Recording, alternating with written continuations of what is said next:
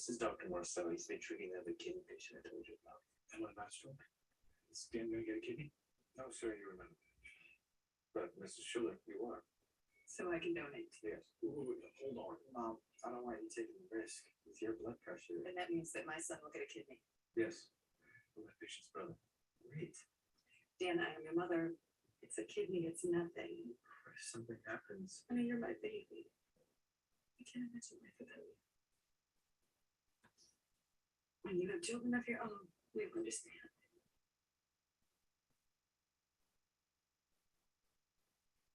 I'll give the transplant team a call. Get things started. Hey, did you hear the good news? Yeah. Can we talk? What is it? It'll just take a second. About your reaction to the book earlier. I know you're anxious about nothing, right? This is here's the plan. I have some time this afternoon. I'll go see a urologist. What? Why? Get a semen analysis, make sure I'm not shooting wires. Ethan, why do you have to talk about this all the time? But I just want to make sure I'm not the problem. There is no problem. Look, I'm not saying there is, but just in case. Oh my, I'm so sick of this. Sick of what? I don't even know if I want a baby anymore. What are you saying? April.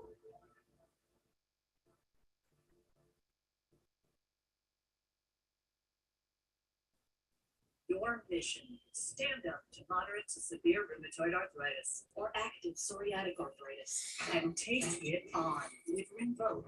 Rinvoq is a once-daily pill that tackles pain, stiffness, and swelling. For some, Rinvoq significantly reduces RA and PSA fatigue. It can stop irreversible joint damage. And Rinvoq can leave skin clear or almost clear in PSA. That's Rinvoq relief. Rinvoq can lower your ability to fight infections, including TB, serious infections and blood clots, some fatal, cancers, including lymphoma and skin cancer, death, heart attack, stroke, and tears in the stomach or intestines occurred. People 50 and older with at least one heart disease risk factor have higher risks. Don't take if allergic to Rinvoq, as serious reactions can occur. Tell your doctor if you are or may become pregnant. Ask your rheumatologist about Rinvoq relief. Rinvoq. Make it your mission. Learn how athletes can help you save on Rinvoq. Verizon Small Business Days are back, and there's never been a better time to switch. With limited time offers, like our best price on our best business unlimited plan, and a 5G phone on us at Verizon Small Business Days, from the network America relies on. Pain hits fast, so get relief fast.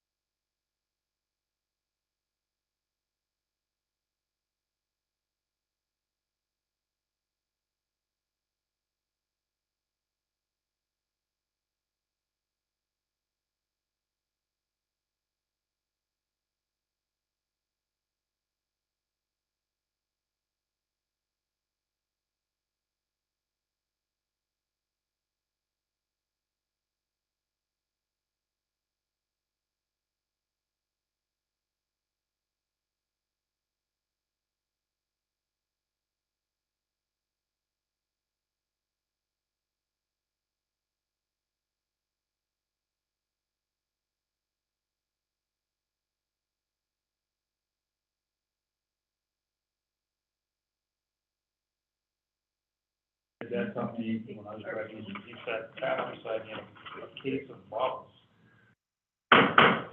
All right, let's call this meeting to order. Welcome everybody to our workshop meeting for Tuesday, September sixth, 2022. Let's see. What? We have two on the list for the roll call. Make sure everybody's here. Kidney reimplanted. That's insane. Counselor Hart, can you turn down your TV? Transplant that kidney. Thank you so much. Mayor Bergman? Right here. I'm here. Counselor Bueller? Here. Counselor Farmer? Here. I'm Richard Castro. A collection of short films created by the Yeah. next generation of comic filmmakers. This collection of films is all about the action-packed, high-stakes world of sports. Counselor Hart? Here. Can you turn down your TV, please? Presented by Geico. This is Antonelli's Cheese Shop, and we're the Antonellis. We chose our Smart Cash Plus card from Capital One because we earn unlimited 2% cash back on every purchase. And with no set spending limit, our purchasing power adapts to our business needs. Your wallet.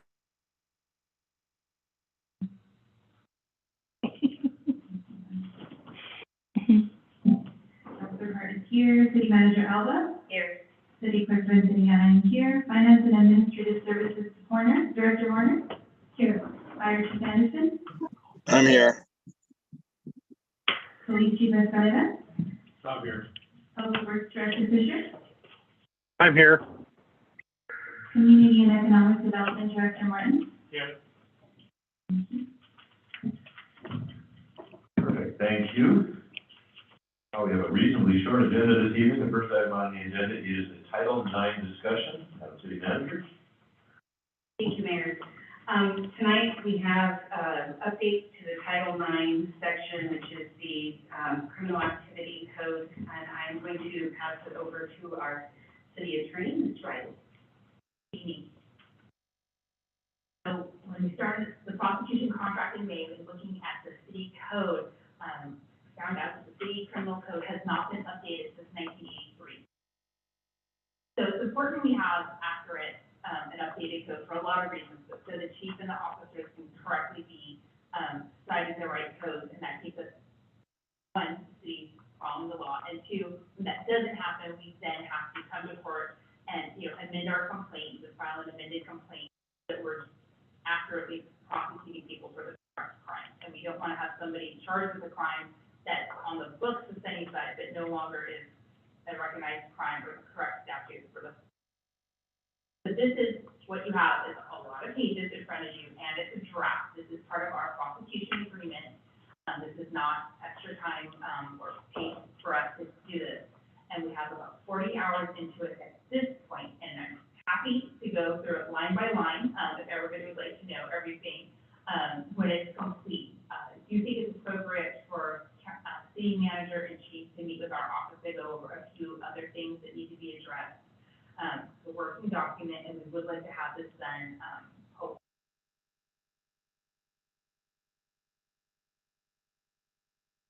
Council members, any comments on this item?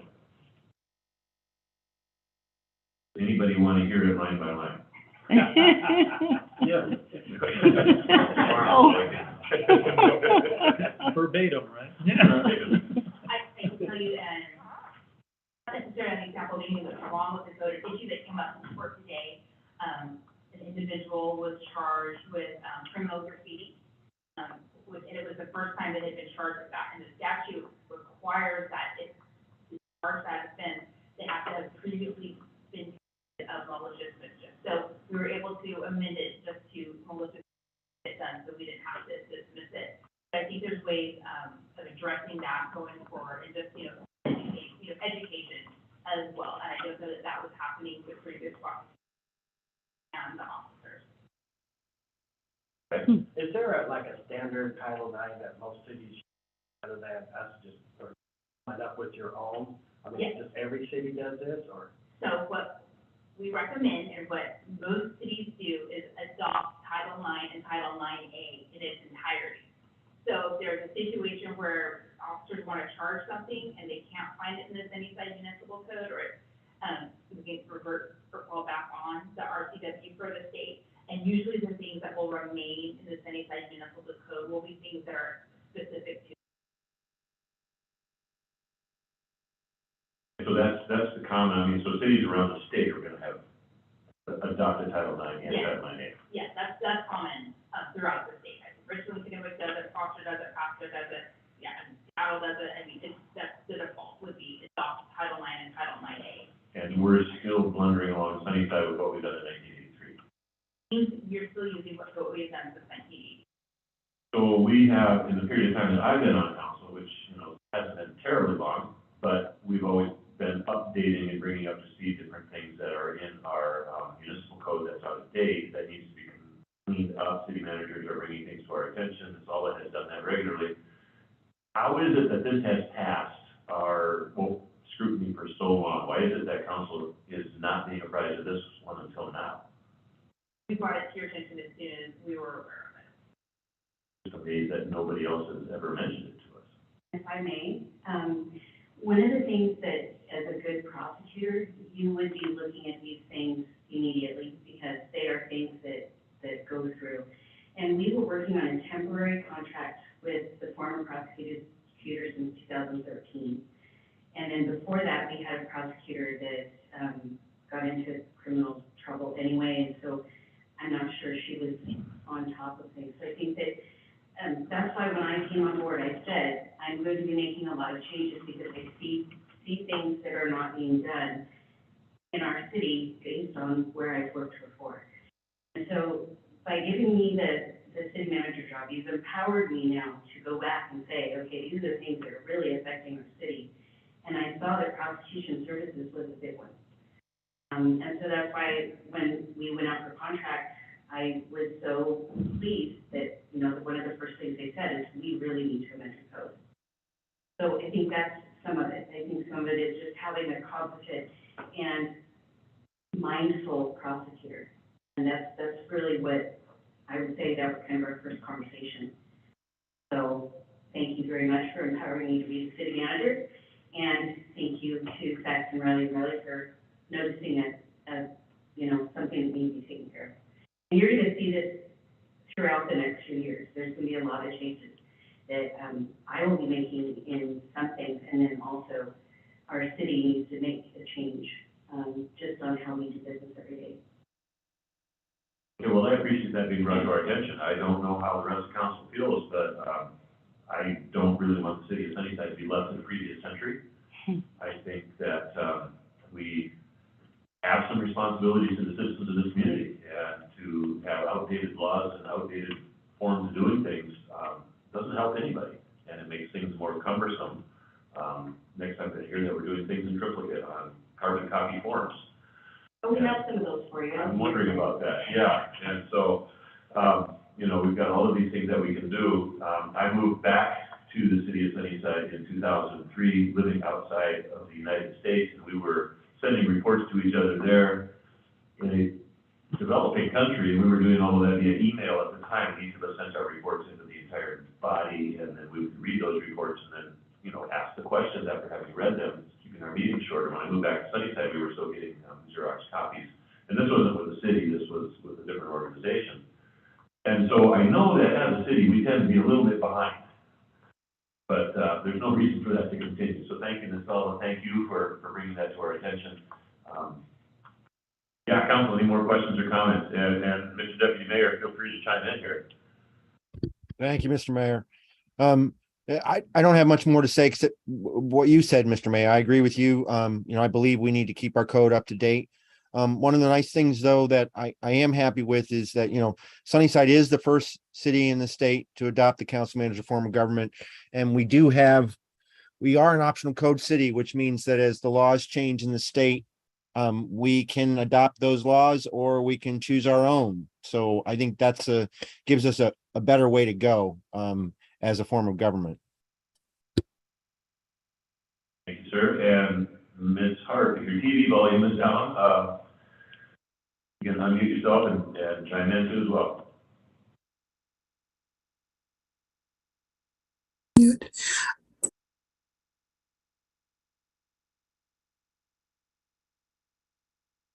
Any comments to start? Now, there I am. I think, can you hear me? Yeah, We can hear okay. you. Yes, we can. Well, okay. So basically, I agree with Deputy Mayor Restucci and with Mayor Boersman as well. When we have an opportunity to bring things into the present, we definitely need to be doing that. And good work for finding some of these things which are so archaic. We do want to progress, and we don't want to be held back by things that are no longer pertinent. So good. I think this is a good find. All right, thank you. Further comments or questions? It seems as if council would like you to continue and continue in a logical progression, thing that makes sense in the best possible way.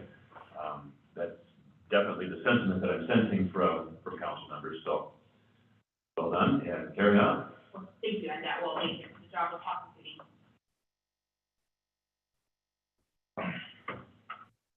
Next item on the agenda is Yakima Waste Systems contract and garbage rates discussion. Seems to come up every couple of years, as it should. Madam City Manager.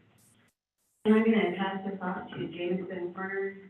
She has been working extensively with Yakima Waste to get a contract that is fair and equitable to our citizens and provide them the kind of service that they are used to. Ms. Horner. Thank you very much, Madam City Manager. So before we sort of dig into why we're requesting some changes, I'd like to go over some of the issues with the current contract that have come up that have made it difficult for the finance staff and the garbage contractor, Yakima Waste, to provide services in our area. One of the biggest issues for our staff administratively and billing is charging for overfull containers and extra units, extra bags. We have to manually enter that for every single one, for every single customer, every single month. We usually get regularly 40 pages of these manual entries that are about $4 a pop to bill, and it takes a significant amount of time. One of the reasons that the garbage fund balance fluctuated a couple of years ago is because we started actually charging the garbage fund for the staff hours that took, and realized that we weren't making enough, we weren't compensating ourselves for that time. And then additionally for Yakima Waste, another portion of the contract that was frustrating for them was, as Ms. Alba brought up at the budget workshop, the billing method in the contract was set up so that we would remit to them 90.4%, or 90.6, I'm sorry, percent of the revenues that the city brought in each month. And this was very much of a hardship for Yakima Waste when COVID hit, because while we were forced to not, shut anybody out for anything, the amount that we were remitting to them, they as a business, have to be able to pay their staff as well. And they don't really have any, we're, as a government agency, we're required to continue providing services, but they have staff to pay, so that was rough for them. So during that time, they actually changed the way that they were billing us to billing us based on what the customers were actually using. So there was a discrepancy between how much they were billing us and how much we were paying them based on the revenues we got. And so there worked out to be a significant difference between what they said we owed them and what we said we owed them. And so we've gone through a full audit of that and just decided that there's a much easier way to do this, and that is to just go ahead and go to the way of billing us for the services that are provided, and us auditing that on a regular basis to ensure that they're actually providing the service that they're billing us for, and then truing up every quarter if there are any discrepancies. So this would basically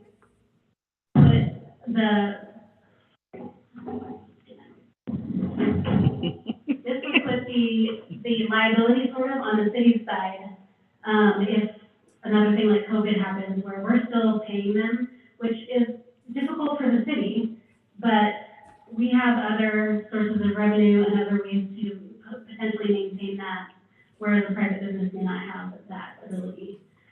So, those were the two things, and there's one actually additional issue that the Yakima Waste brought up, and that is that in our definition of garbage, we don't, require them to pick up like construction garbage. So there's other competing contractors that are coming in saying that they're recycling or doing something else, and they're not remitting the correct fees. They're not remitting the correct utility tax rate. So these were the three big rubs that we went into this conversation with. And so between us, we came up with a plan that we think will work. And that is to, instead of allowing, like we have in the past, Yakima Waste to set our rates with us based on CPI, they are going to set a rate that they charge us, and then we will be able to adjust that rate to our customers based on the city's needs. So the last few contracts of this, basically the CPI comes into place and the garbage rates increase accordingly, but the city never has been able to adjust the percentage that we keep for ourselves. And so that has affected the fund balance when we have those issues there, and it will also potentially affect our customers when we have large increases of CPI, like we are probably going to have in the next little bit. If we have some flexibility in our fund balance, we could potentially not increase the rates to the extent of CPI for our customers, even though they're increasing that rate to us, based on our fund balance and how we're spending money. So, all that to be said, we would like to get rid of the overfull container fee and have Yakima Waste be able to just pick up and take all the garbage. And in accordance with the current Sunnyside Municipal Code, if people have too many overages, we would be able to increase their service level. And that is actually already allowed in the code. So what we proposed is putting in, a threshold of like 3 times within a rolling calendar year of having extra bags or an overfull container, and will automatically increase your service level if you have a small can to another larger can, or add an additional can. We would work with the customer on what their preference was for the next year, or until they can appeal and demonstrate that they will stay within their limit. So that covers Yakima Waste risk on picking up more tonnage and not getting that compensation, and also allows the city to maintain the cleaned up neighborhoods and make sure that people are getting the level of service that they. This is really confusing, I understand that. So if anyone has any questions at this point. Council members, any questions? I have one. Since we're gonna charge for overreach, if somebody doesn't put their can out every week, or what if they only fill it half full, are we gonna rebate them for, not filling their can up, or not taking a can out at all? Well, unfortunately, garbage service is compulsory in town, and so regardless of the amount of service you use, the garbage truck is gonna stop at your house every single day, or every single week when they're supposed to. And they're either gonna make a note in their chart saying that your can wasn't out, or they're gonna pick up your can and dump it in their trash can, unknowing necessarily if there's any garbage in there or not. So you are paying for that service, to have that service on a weekly basis, and that's what that charge should be.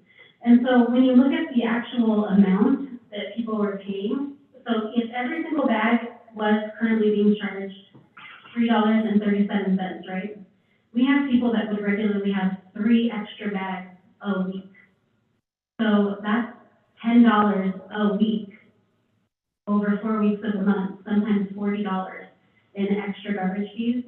With this new system, we would be able to require them to get an additional or larger garbage can, which would actually save them money in the long run and save time for the garbage, the actual garbage service, because they won't have to get out of their vehicle and pick up the extra garbage. But unfortunately, if you don't use the service, just like your water at your house, If you're not using the service, there is a minimum charge because you still have access to the service. And then what about? Hey, no barks. No barks. Turn it off. So, for the commercial ones that we charge in-house, anyway, it would be the same. So the current additional dump charge for commercial containers, so anything a yard and a half or larger, is $15.26 per overage. And so again, it would be the same. We would either increase the number of days a week that you're required to have service, and we have to work with each individual customer on this, or require a larger container. But either way, we would be able to compel them to get the correct service level until they can demonstrate that they would like to apply for a reduction again. If we compel someone to have a higher level, they would be able to appeal that decision after a certain period of time, and we can, try downsizing them again. And this is based on my own experience. I've got somebody who wants to use my dumpster more than I do. Mm-hmm. So quite often, they fill it up. They don't have a lid locking mechanism where I can stop people from dumping in my dumpster. Mm-hmm. So am I going to be required then to pay for somebody else to dump their stuff in my dumpster? And if I put my stuff on top and we overfill it, is that gonna be on me? When they cannot furnish me a dumpster that I can seal off and not have anybody add to it? I can sure talk with them. I'm actually not sure about the locking issue. I know some garbage companies will provide a special lock that they have a key to so that they can access those all the time. But in reality, it's the same issue that you're facing right now anyway, because if somebody is doing that and your container is overfull or the lid's not closing, then you're getting the additional $15.26 on your commercial size container every week as well. So the answer to my question, they gave me a chain and a padlock. I have plastic lids that I can lift up and throw whatever I want in the dumpster and put the lid down and walk down the alley again. So why am I going to have to pay for somebody else's dumping in my dumpster when they cannot secure their dumpster for me? I understand your concern. Unfortunately, I don't have an answer for that. I mean, it's the same issue regardless of how we're billing. I guess my point is, to do it this way, the increase overall for the customer per container will be about 6.5%. To do it the other way, if you're somebody who's repeatedly having that happen to you, the amount you're actually paying extra on those months could be significantly higher than that. Unfortunately, I don't have a better answer for you than that at this time, but I can try and find out. I just think that they're gonna have to do something to protect. And I'm sure I'm not the only one who has that problem here in town. They're gonna need to do something in order to protect my dumpster so I don't have to pay extra fees.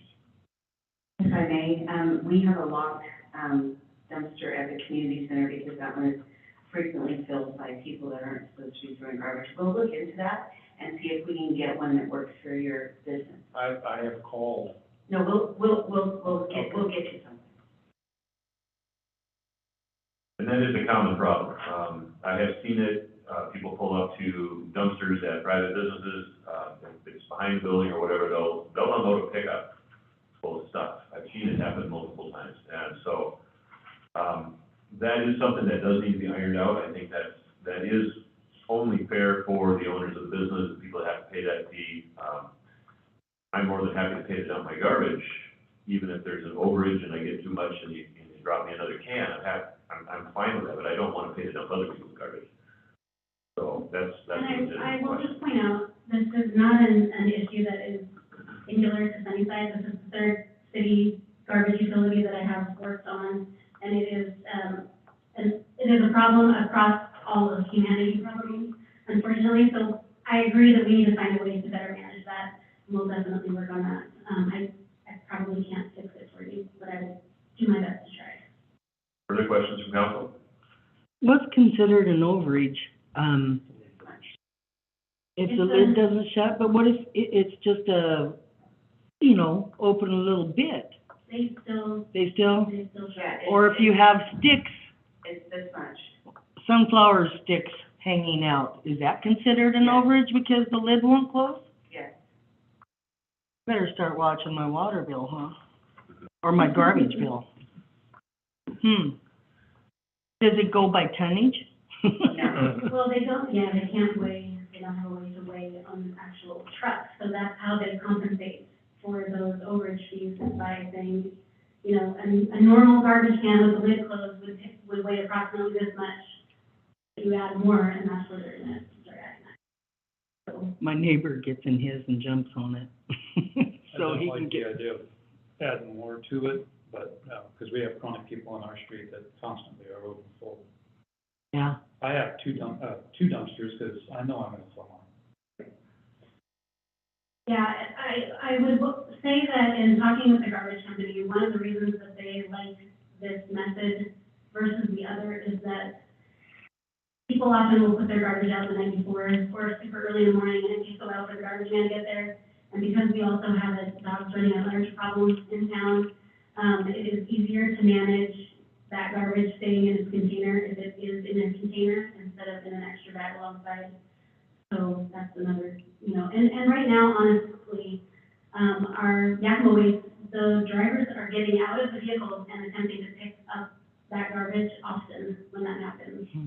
Well, and the other issue too is if the lid doesn't close and the wind blows, then you've got garbage blowing all over the place. And I see that happen a lot too, because my street also has a large number of people whose garbage cans are overflowing every week.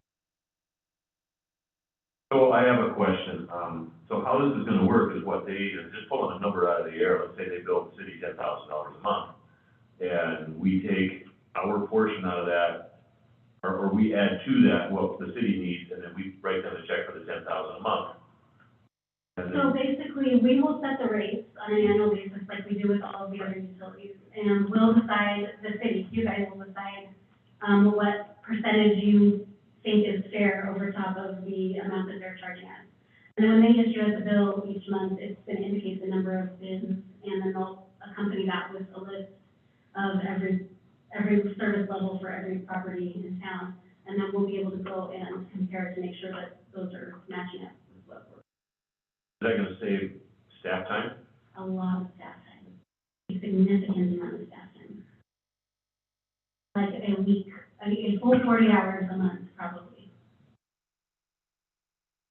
And I would report that having been a person that's had to fill in for utilities, it's not just work, it's tedious work. It's using a ruler and checking a box that yes, I did this, I entered this one, and then on top of it, answering phone calls and waiting on customers the entire time you're doing this. And so it is a very hard job that our utility clerks do, and it's time and labor intensive for them.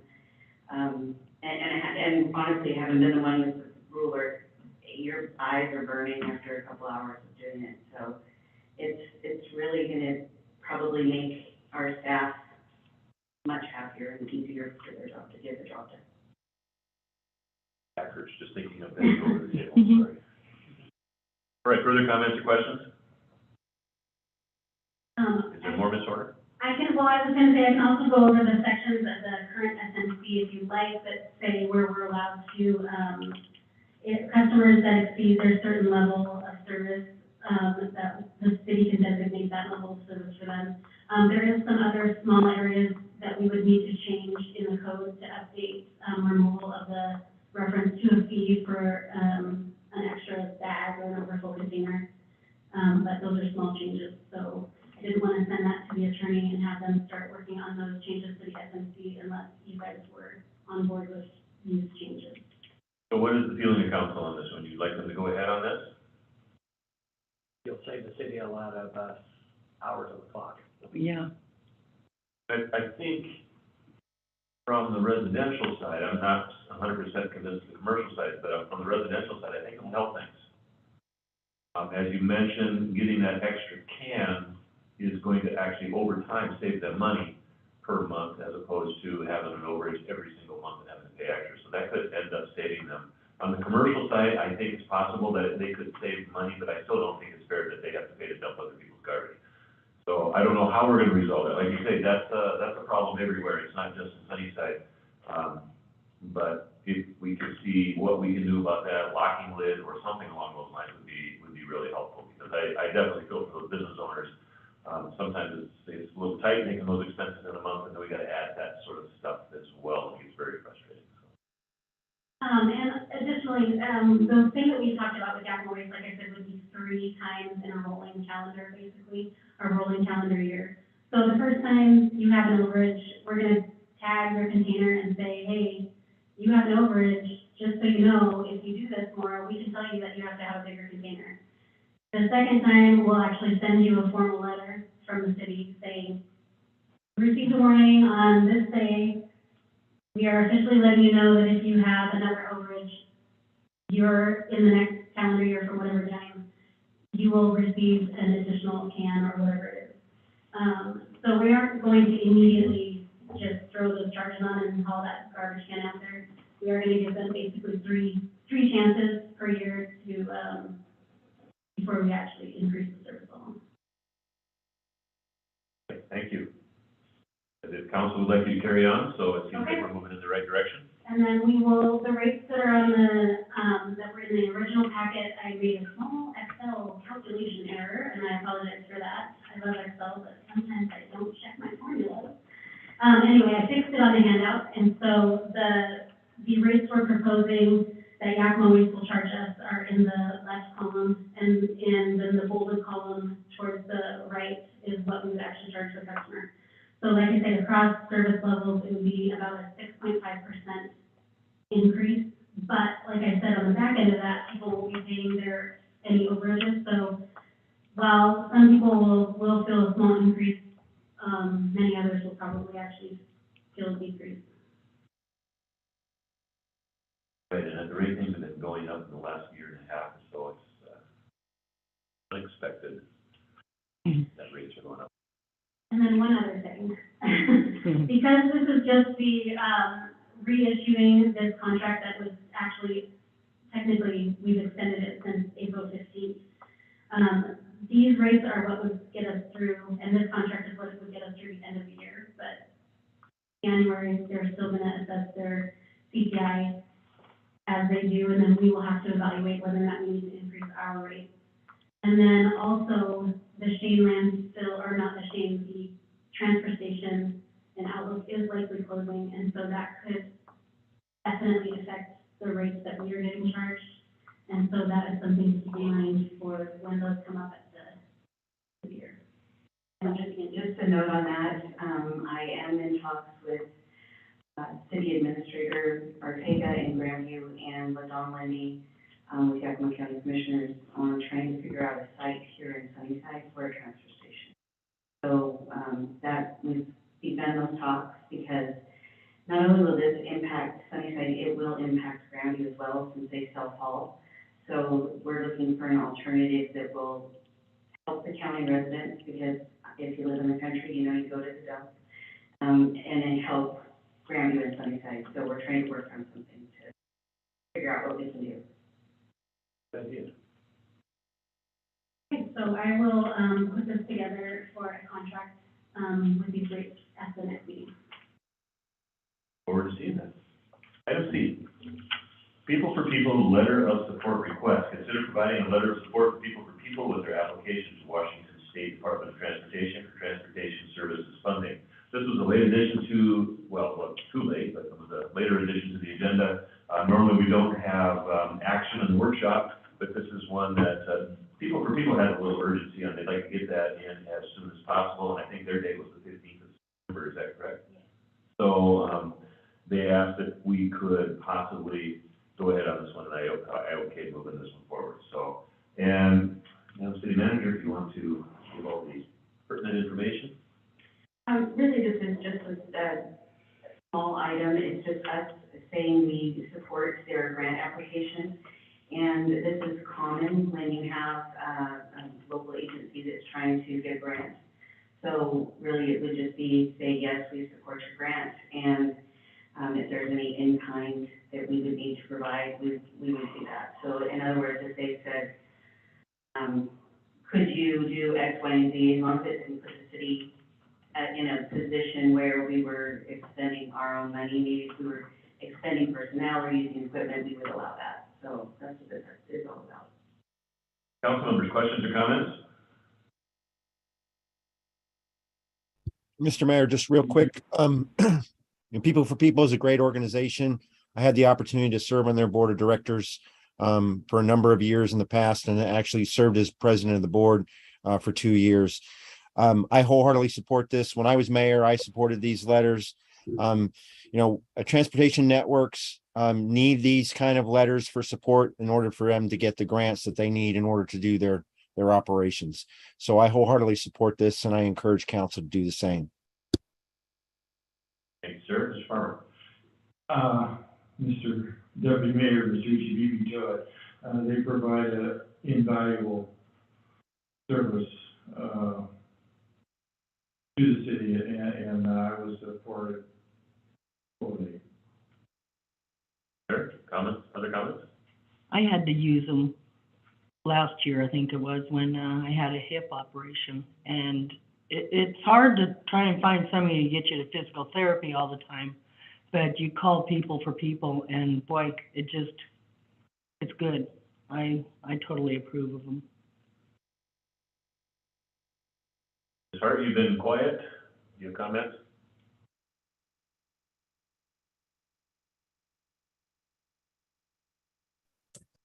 I thought you'd appreciate me being quiet.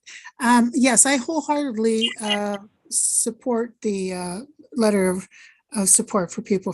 That program has served the Lower Valley well and Mid Valley, and I think we should do whatever we can to support them to continue for rural transportation in our area. Thank you. And I wholeheartedly agree with my colleagues on this one. I think this is a great idea. It's a great organization. They serve the valley well, and they have potential to serve Sunnyside well. You see their vehicles around town all the time. So yeah, definitely, I think this is a great idea. So what is the desire of council on this item? I move that the mayor go ahead and sign the letter for People for People. Second. All right, we've got a motion by Councilor Beeler, second by Councilor Hicks, to provide a letter of support to People for People with their application to Washington State Department of Transportation for transportation services funding. Debate on this item? Hearing none, Madam City Clerk, will you go down the list for the vote? Councilor Ripley, Yes. Mayor Burisma, Yes. Deputy Mayor Tucci, Yes. Councilor Beeler, Yes. Councilor Hicks, Yes. Councilor Farmer, Yes. Councilor Hart,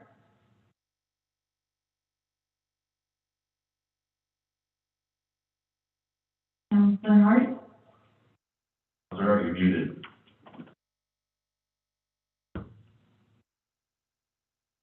Sorry, yes. and Mayor Sutton. All right, motion passes. We will put that letter together. All right, next item, upcoming council meetings. Madam City Manager. So obviously September 12th is our next meeting. We have, we will move the Title IX, I believe, until the next meeting, or what was your recommendation? I think we should leave it on for the 12th. Okay. And then we will take the word draft off and be ready. So things should be now. Okay. So we'll also take draft off. Awesome. And then we'll have the 2023 lodging tax fund recommendations, Franklin Port Water Main Improvement Contract Award, Greater Columbia Accountability Community of Health. Excuse me, this is Fire Chief Anderson, so I haven't worked on it. A lot to follow.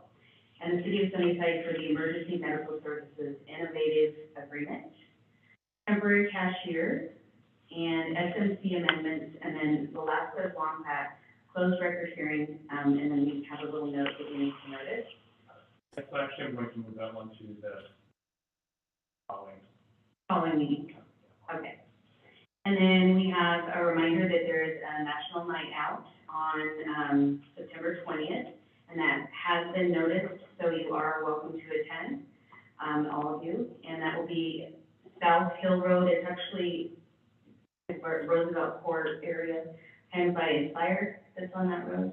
So, and remember how hot it was with the last one, so we're pool closed. And then it'll probably be full, right? September 26th. Yes. September 26th, we will have the Yakima Waste garbage contract. And then, go ahead and preview October 3rd. We will be bringing new job descriptions forward, which has been a goal of mine for, 8 years. And so Jameson is working on that, so we will have, new job descriptions. And then we're gonna talk about funds and liquidity, which is so much fun, right? Fun. Legal accounting tips. And want to remind everybody also, Monday, September 12th, also is a special public hearing that starts at 5:30. So our regular meeting starts at 6:30. We will have a special public hearing that we all need to be at 5:30 p.m. here. So there are special instructions that go along with that. We received that in an email. If you haven't read through it yet, do so. So be all aware of that. Make sure that we do those things correctly. They're very important. Mr. Mayor, Yes, sir. just want to let council know, I will be attending the State Transportation Commission meeting in Battleground, Washington. And so I'll be attending the meeting via remote from the hotel room that evening. Thank you, sir, for that heads up. I do like the remote that allows us to be gone from meetings and still attend. That option is helpful for those of us who sometimes have the opportunity or need to travel to different places. Not always convenient, but at least it gives us that option and the opportunity. So. All right, well, there being no further business to come before council this evening, and without any objection, I adjourn this meeting at 7:11 p.m. A short meeting. Thank you, everyone.